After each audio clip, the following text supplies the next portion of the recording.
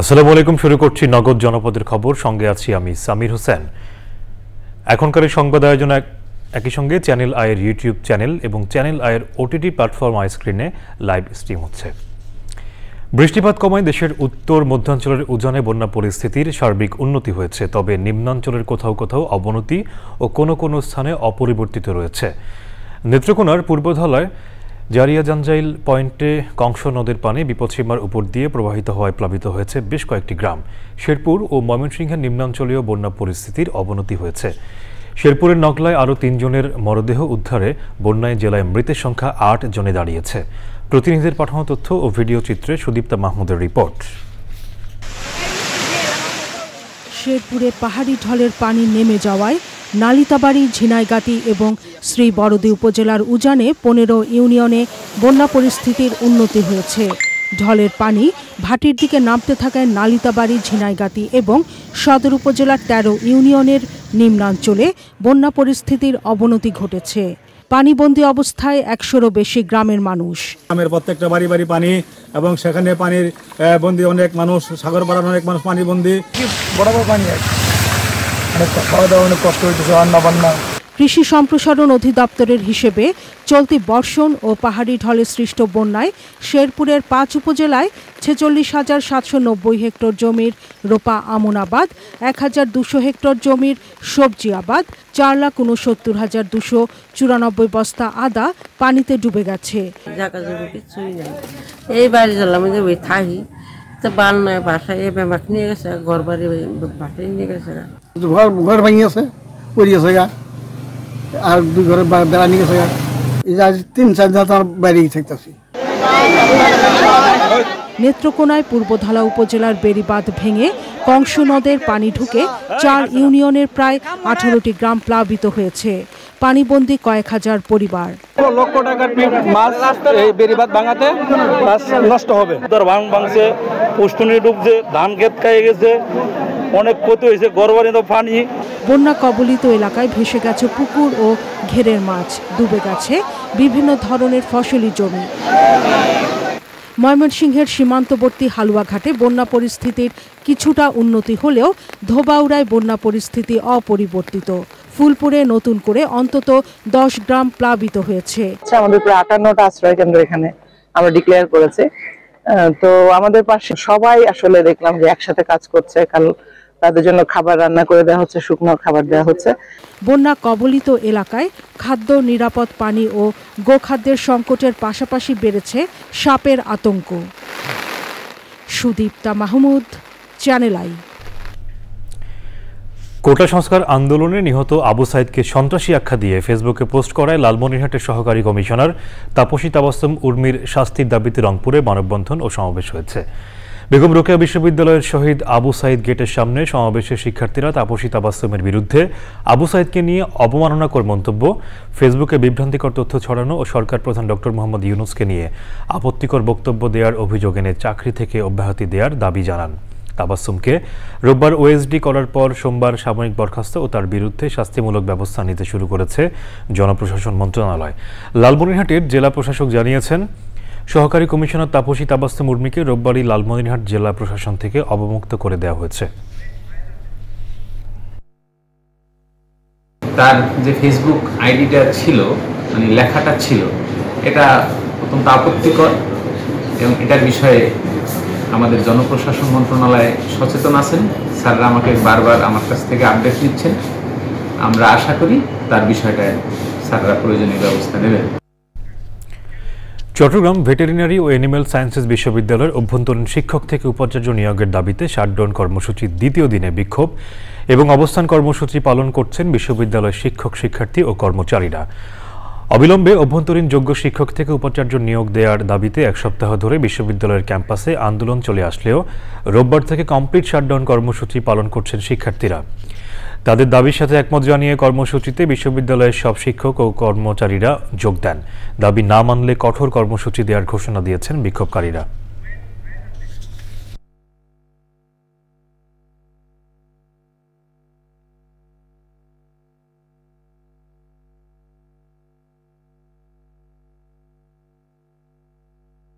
নিজের স্বার্থ উদ্ধার করার জন্য আসতেছে। তোমাদের পিতৃ সমতুল্য। আমি বলতে চাই আমাদের যে 4টা ক্যাম্পাস আছে খালি, এই ক্যাম্পাস চিনতে লাগবে তাদের 4 বছর। উন্নয়ন তো দূরে থাক, ওই ক্যাম্পাসও চিনবে না তারা 4 বছরে, কিসের উন্নয়ন করবে? আমি বলবো তোমাদের কাছে আমার রিকোয়েস্ট থাকবে, পিতা হিসাবে, শিক্ষক হিসাবে বাইরে থেকে কোনো বিসিএখানে ঢুকতে দেওয়া হবে না। একটাই দাবি, একটাই অপশন যে আমাদের এই বিশ্ববিদ্যালয় থেকে সিনিয়র কোনো শিক্ষক থেকে, সিনিয়র কোনো, পুনরায় বলছি, সিনিয়র শিক্ষকদের মধ্য থেকে এই যেন উপাচার্য নিয়োগ প্রদান করা হয়, এটাই একমাত্র দাবি।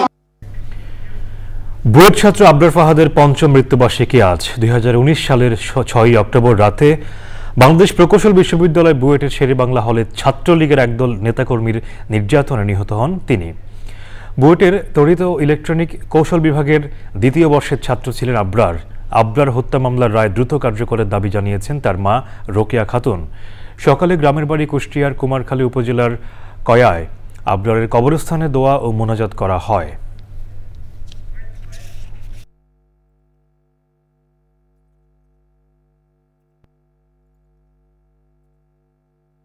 যে যেখানে ছিল সবাই ভালো থাকুক, এটাই চাই।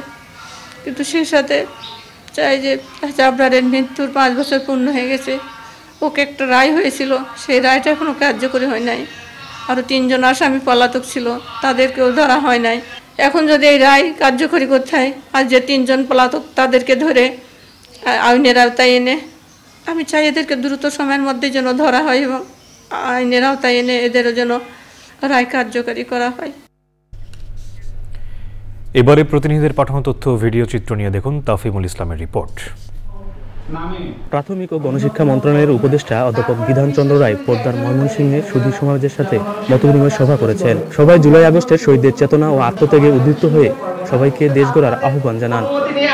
নিষিদ্ধ ঘোষিত পলিথিন ব্যাগ ব্যবহার বন্ধে বরিশালে আলোচনা সভা করেছে পরিবেশ অধিদপ্তর। অতিরিক্ত জেলা প্রশাসক লুসিকান্ত সভাপতিত্বে সভায় অংশ নেন অতিরিক্ত পুলিশ কমিশনার, সরকারি বেসরকারি প্রতিষ্ঠানের প্রধান, লঞ্চ মালিক, বাজার মালিক সমিতি, স্বেচ্ছাসেবী সংগঠন, বিএনসিসি, গার্লস গাইড, বিভিন্ন বিশ্ববিদ্যালয় ও কলেজের শিক্ষার্থীরা।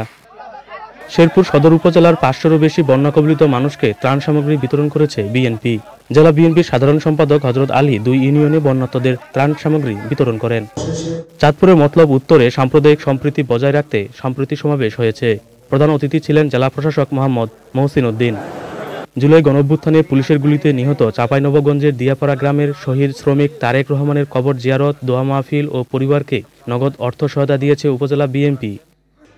চাঁপাইনবাবগঞ্জে টেলিভিশন জার্নালিস্ট অ্যাসোসিয়েশন সিটিজি এর আহ্বায়ক কমিটি গঠন করা হয়েছে। এতে নিউজ 24 এর প্রতিনিধি রফিকুল আলমকে আহ্বায়ক, যমুনা টেলিভিশনের স্টাফ রিপোর্টার মনোয়ার হোসেন জুয়েলকে সদস্য সচিব এবং এসএ টিভির প্রতিনিধি আহসান হাবিবকে সদস্য করা হয়। কক্সবাজারে অনুষ্ঠিত হয়েছে বাংলাদেশ ইলেকট্রনিক বিজনেস অ্যাসোসিয়েশনের চট্টগ্রাম বিভাগীয় প্রতিনিধি সম্মেলন। সম্মেলনে প্রধান অতিথি ছিলেন সংগঠনের কেন্দ্রীয় কমিটির সভাপতি আবুল কাসেম খোকন।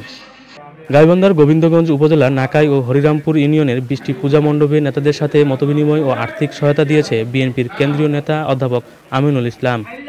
ঝিনাইদহে দলের কর্মকাণ্ড প্রচার ও যোগদান করতে লিফলেট বিতরণ করেছে বাংলাদেশ জাতীয় পার্টি ও অঙ্গ সংগঠন জাতীয় যুব সংহতি। তাফিমুল ইসলাম, চ্যানেল আই। দখল দূষণ আর অব্যবস্থাপনায় মৃতপ্রায় খুলনার ময়ূর নদী। অপরিকল্পিত খননে কোনো সুফলই মিলছে না। বিশ্ব নদী দিবস উপলক্ষে আন্তঃসীমান্ত নদীতে বাংলাদেশের অধিকার প্রতিপাদ্যে মার্চ টু ময়ূর রিভার কর্মসূচিতে নদী রক্ষায় পরিকল্পিত ও সমন্বিত উদ্যোগ নেওয়ার তাগিদ বিশিষ্টজনদের। ড্যানিয়েল সুজিত বসুর তথ্য ভিডিও চিত্রে আফরোজা হাসির রিপোর্ট। খুলনা মহানগরীর পশ্চিম পাশ দিয়ে বয়ে গেছে ময়ূর নদী। ক্রমাগত দখল আর ময়লা আবর্জনায় চরম অস্তিত্ব সংকটে নদীটি। নগরীর জলাবদ্ধতা নিরসন সহ নদী পুনরুদ্ধারে বিভিন্ন সময় খনন করা হলেও তা কাজে আসছে না। উল্টো বিশাল অঙ্কের টাকা ক্ষতি হচ্ছে বলে অভিযোগ রয়েছে। সঠিক নিয়ম না মেনে খননের কারণে এমন পরিস্থিতির সৃষ্টি অভিযোগ পরিবেশবাদীদের। জলাবদ্ধতার যে নিরসনের বিষয়টি সেটা আমরা সমাধানের জন্য জনগণকে সচেতন করা এবং কর্তৃপক্ষ যথাযথ কর্তৃপক্ষের সঠিক উদ্যোগের মধ্য দিয়ে এটা সমাধানের আমরা আশা করছি। যে টাকা খরচ হয় সেই হিসাবে যে সুফল পাওয়ার কথা আমরা পাই না। এতে মুষ্টিমেয় কিছু লোক তারা আর্থিকভাবে লাভবান হয়, কিন্তু খুলনার মানুষ জলাবদ্ধতা থেকে কোনো অবস্থায় নিরসন পায় না। আধা ঘন্টার মধ্যে পানি জমে যায়, এই পানি বেরোতে পারে না।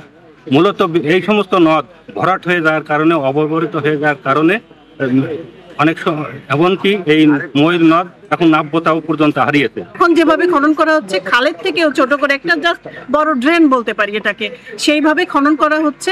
এই জোয়ার ভাটাও থেমে যাবে যদি আমরা কানেক্টিং যে খালগুলি আছে সেইগুলিকে অবমুক্ত না করতে পারি। এখানে প্রায় 36টির মতো কানেক্টিং খাল আছে, তো সেইগুলি যদি আমরা মুক্ত করে দিতে না পারি, এটার সাথে যদি কানেক্ট করতে না পারি, তাহলে পানির প্রবাহ যেমন আসবে না, আবার সেটা পানিটা নামবেও না। সংযুক্ত খালগুলো পুনরুদ্ধার সহ ময়ূর নদী রক্ষায় বিভিন্ন দাবি জানায় বাংলাদেশ পরিবেশ আন্দোলন। খনন করে এর যে মাটি এবং বর্জ্য তার সঠিক ব্যবস্থাপনা করতে হবে। সাথে সাথে আমরা বলেছি যে সংযুক্ত যে খালসমূহ রয়েছে সেগুলোকে উন্মুক্ত করতে হবে এবং যে দখলদারিত্ব চলছে এই দখলদারিত্ব বন্ধ করতে হবে। ইতিপূর্বে যে অবৈধ দখল হয়েছে সেই উচ্ছেদ করতে হবে সেই অবৈধ দখলগুলো, এবং নতুন করে যাতে আর দূষণ না হয়, এই নদী পাড়ের মানুষ যাতে এই নদীটাকে আর দূষণ না করে সেদিকে নজর দিতে হবে। পরিবেশের ভারসাম্য রক্ষায় নদী দখল দূষণ রোধে পরিকল্পিত প্রকল্প নেওয়ার আহ্বান সবার। আফরোজা হাসি, প্রকৃতি ও জীবন ডেস্ক, চ্যানেল আই। দর্শক, এ ছিল নগদ জনপদের খবর। সাথে থাকার জন্য ধন্যবাদ সবাইকে।